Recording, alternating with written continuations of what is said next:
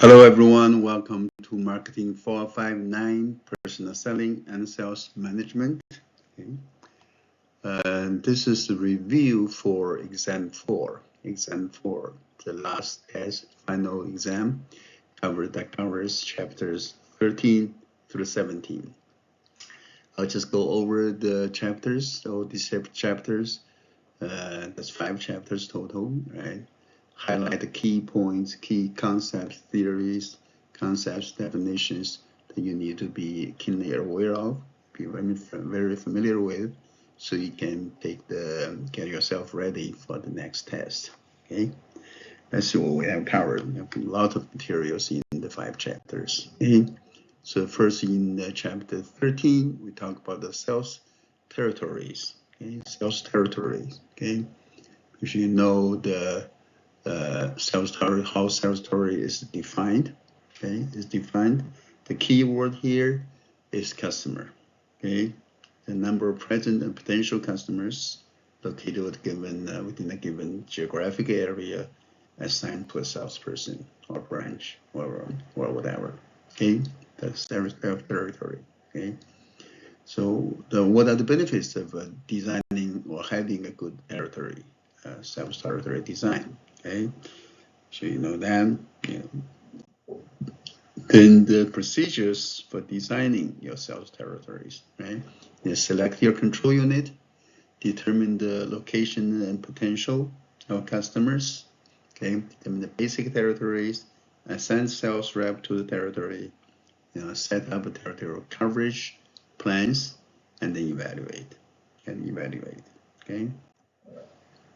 Then the control units in territorial design, states, counties, cities, zip codes, and MSAs.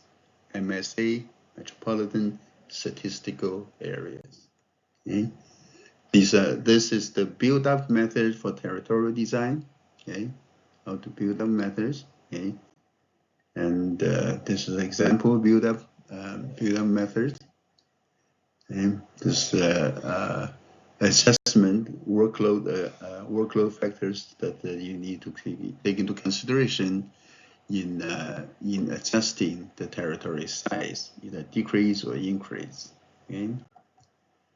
Then there's a breakdown method for territorial design. Okay, breakdown method of territorial design. Okay, this is an example of that, showing how you would design this territory using that. And for this example of a pharmaceutical sales rep, okay, they use the regions, districts, and territories. Right? There are 48 states that they put that into different regions, and within each region there are districts, and then within district there are territories. Typically, one rep is assigned to each territory. Okay. You can use a geographic information system to help with you in design your territory. Make sure you understand this chart. Okay, this figure here. This figure shows why it's necessary to align your territory. Okay, before this point here and this point here, you have one small and one big territory, yeah, and with this much potential and this much sales. Then if you do this alignment well, you can choose 2 balanced territories. The total market potential is still the same, but your total sales will be higher, right? So this is showing how territorial alignment or realignment is necessary. Okay, routing of sales force. Okay, routing. What is routing? And why area B? You see, area A is next to you where you live, where you work, and area B is further away. Area C is even further away. So why is area B normally a problem area? Okay, why is that? Okay, think through that. Okay. In chapter 14, we talked about the sales volume analysis. Right? Again, the planning, implementation, and evaluation the procedures and that you need to follow. Okay. Evaluation process, you want to find out what happened, why it happened, and what to do about it. Okay. Remember this 80-20 principle is also called the Pareto law.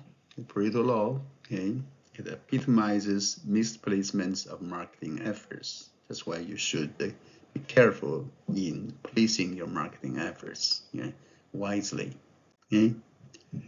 And this chart shows why if you just look at the total sales volume, total sales figure, you might not be able to see the problems, the hidden problem, problem in territory A. Okay. And the basis of analyzing sales volume, total sales by territory, by products, by customer groups. Okay. This example using the Colorado ski companies, their sales. Okay. And if you look at their company's volume, it seems to be pretty good, right? But if you look at the industry volume, you see the company is actually losing market share. Okay? And this also shows that if you look at the total sales goals and actual sales, it seems to be company doing well in meeting the sales goals. But if you look at the territories, you see some territories are doing well, some are doing poorly. Okay? Analysis will show that.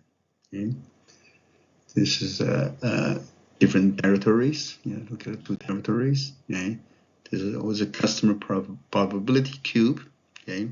It shows salespeople what to sell, when to sell, and to whom to sell. Okay? This cube. Okay? We talk about the CRM or the CRM, customer relationship management. Okay, why do some salespeople sometimes resent that or are resistant to that? Okay, the reason for that. Okay. In chapter 15, we talk about marketing cost and profitability analysis. Okay, marketing cost and profitability. Okay. Here we compare remember the marketing cost analysis is different from managerial accounting analysis, or where production cost accounting is used, right? Marketing cost analysis is more complex, is less exact, and it's difficult to measure, okay? And this income statement for companies showing the total net sales, cost of goods sold, gross margin, operating expenses, and net profit. Okay, that's the income and expense statement. And this is the company's activity cost categories, right? Okay, showing all allocation of ledger expenses items to activity categories. Okay, I'm not going through that, Okay. And you have different ways to allocate indirect costs. Okay, how do you allocate the indirect costs? Okay, different methods. Okay, and also contribution margin. You use contribution margin as basis to evaluation. Okay. In chapter 16, we talk about the evaluating a salesperson's performance. Okay. The procedures of evaluating salespeople, okay, and how frequent companies normally do their evaluations, okay, and the output factors as the basis of evaluation, using sales volume as basis to evaluate, or sales volume as a percentage of quota or market potential, or use gross margins, or use orders, number of orders, average size of orders, batting average. You know what is the batting average, right? How is the average size of order calculated? Okay? And the accounts, number of accounts, new accounts, lost accounts, okay? And also the overdue payment, accounts with the overdue payment, they're not paying. Okay? That's also used to evaluate. Okay? There's quantitative input factors to evaluate. Okay, what is the call rate, calls per day? Okay, days worked, selling versus non-selling time. Okay, direct expenses and non-selling activities. Okay. And there's some qualitative input factors as basis for evaluation too, right? The personal efforts of sales rep, the knowledge, right, about the product company and competitors, okay? How well the customer relation is maintained, kept, personal appearance, health, personalities, and attitude factors. Okay? Then make sure you understand this, why the sales equals to days worked, call rate, multiplied by call rate, multiplied by batting average, and then multiplied by average order. Okay? And what do they represent? Days worked, calls rate, batting average, and average order. And it represents how much you worked, how well you worked, how efficient you worked, and even how lucky you were, right? And these are the rating scales for evaluating team participation. Okay? And then we evaluated the sales rep performance using those quantitative measures like total sales, total expenses, or expenses per order, per account, and average order size, batting average, calls per day, miles per call, things like that, right? We compared the 3 salespeople, Joe, Gus, and Paula. Next one, Paula Burns. Compare them with the total company. Okay, make sure you understand the meaning of the table, and you can use the numbers or the quantitative measures to make your decision on their evaluations. Okay. In chapter 17, we talked about the ethical and legal responsibility of sales managers. Okay. Ask yourself questions, many questions. Remember the golden rule. Okay. Remember the golden rules. Okay. And also remember the American Marketing Association's Code of Ethics. Okay? Do no harm, obey the law, represent things accurately, right? Promote this code of ethics, right? Be honest, right? Not only participate in conflict of interest without prior notice, right? Equitable fee schedules, yeah? Fee schedules. Then we talked about the products need to be safe and fit, right? You need to discharge your obligations and financial obligations and other obligations in good faith, right? And use appropriate internal methods for equitable adjustment, for adjustment or redress of grievance concerning purchases. Okay? And also remember the laws that apply to sales executives, salespeople. Okay? Price discrimination laws, unfair competitions, Green River ordinances, cooling off laws, what is cooling off laws, etc. Okay? And illegal activities. Remember the illegal sales practices, like price concessions, not justified one. Okay? False claims about your product, right? Saying something's new when it's a rebuild or not new, secondhand, right?